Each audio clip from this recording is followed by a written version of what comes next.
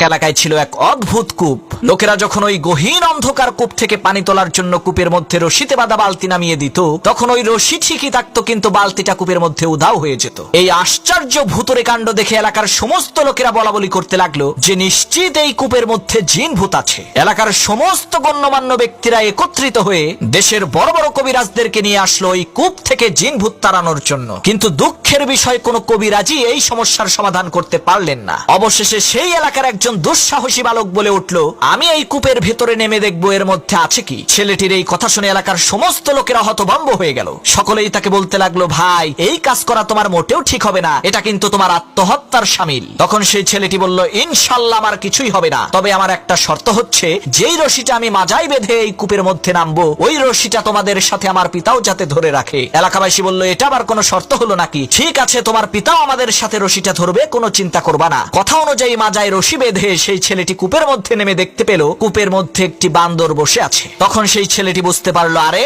এই বান্দরটাই তো কূপ থেকে পানি উঠানোর সময় রশি থেকে বালতিগুলোকে খুলে রাখতো। তখন সেই ছেলেটি বান্দরটিকে কাঁধে নিয়ে ওই অন্ধকার কূপের নিচ থেকে চিৎকার দিয়ে বলে উঠলো, আমাকে উপরে তোলো। তখন লোকজন রশি টেনে কূপের মধ্য থেকে তাকে আস্তে আস্তে উপরে উঠাতে লাগলো। এমন সময় ওই গহীন কূপের অন্ধকার ভেদ করে উঠে আসা ছেলেটির কাঁধে থাকা বান্দরের চেহারা দেখে লোকজন চিৎকার চেঁচামেচি করে বলতে লাগলো, আরে কূপের মধ্য থেকে ভূত উঠে আসছে রে, সবাই পালা।